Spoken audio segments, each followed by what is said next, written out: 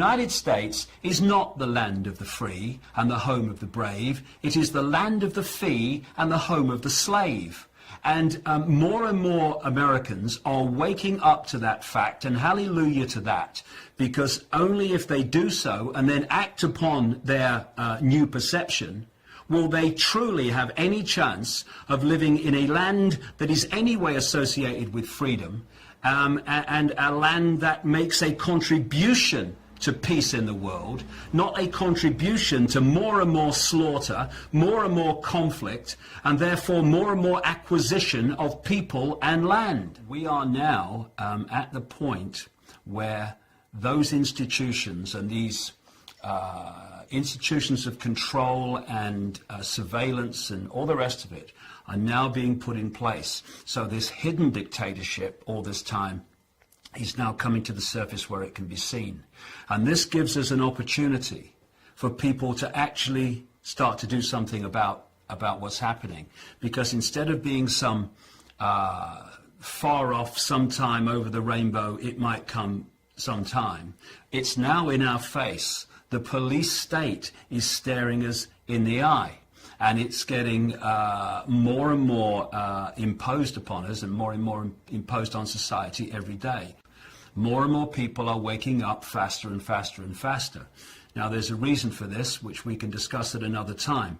It's to do with an energetic change, which is affecting the way people see the world and see themselves, and it's been predicted a very long time. And the elite are trying, in simple terms, to put the lid upon that awakening. He asked me to get back in my car, and I again said, "Show me the tape, please show me the tape." He asked me to get back in the car, and then he pulled out his taser and said I was under arrest. I said, "Don't do this in front of my kids." I got back in the car, and he said he wanted me back out of the car now. And I said, "Why am I under arrest? I've done nothing wrong. I wasn't speeding. I wasn't on my cell phone." He then yanked me out of the car and wanted me to go down, put my hands or lie.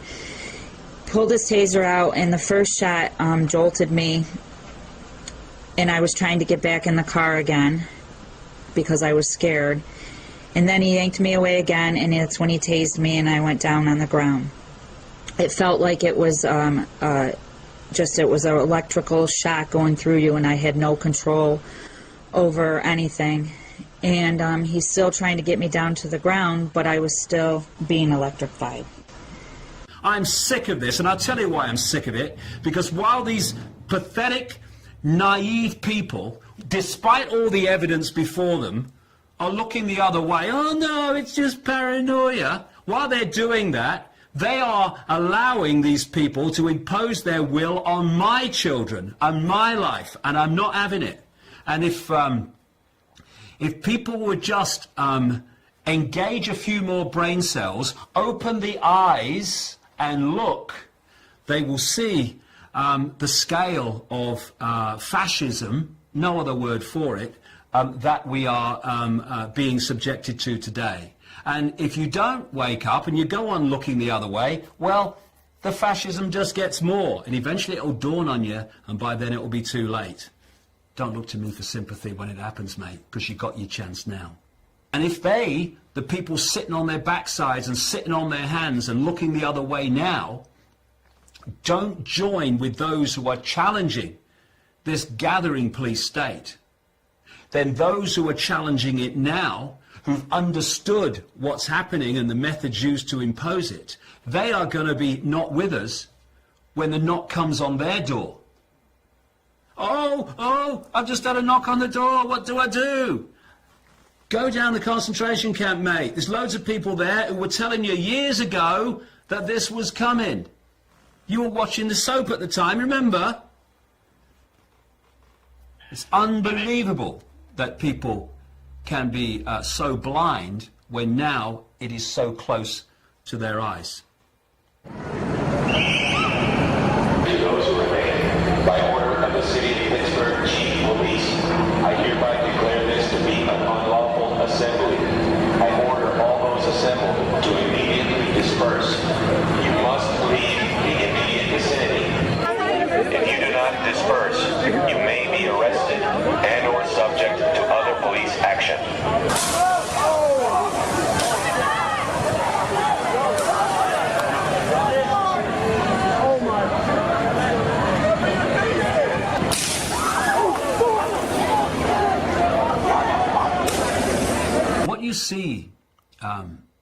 with people is that they're desperate to hear what they want to hear.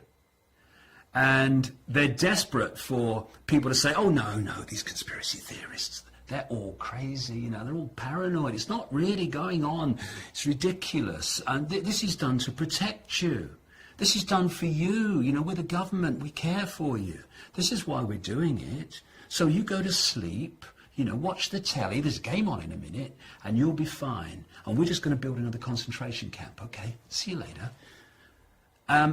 And what we need to do is stop this self-indulgence of picking up what we want to hear and trying to get ourselves to believe it.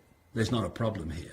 And actually look it in the face and realize that, if anything, George Orwell understated what we are heading towards unless we step up en masse and say enough, no more.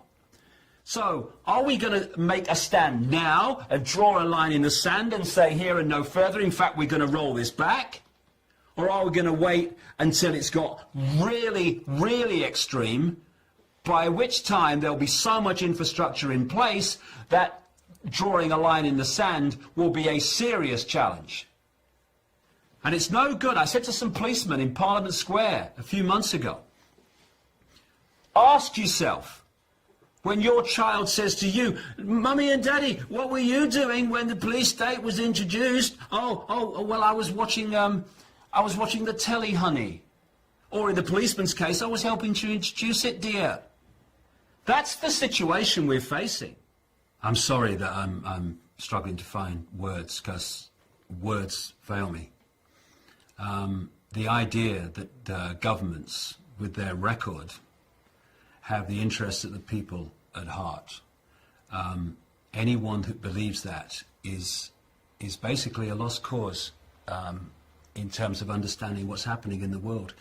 And I'll just leave them to get on with it. And when the knock comes on their door, don't call me. If people don't like it, well, they just have to do the other thing, because this is how it is. And we either face it now, or we face it a little bit further along the road, when if we think it's not very good now, it'll be a bloody nightmare by then. It's time to lift the arse off the sofa and bring an end to this nonsense, because otherwise we're just building our own prison cell or sitting around while someone does it. Is that sensible? I think not.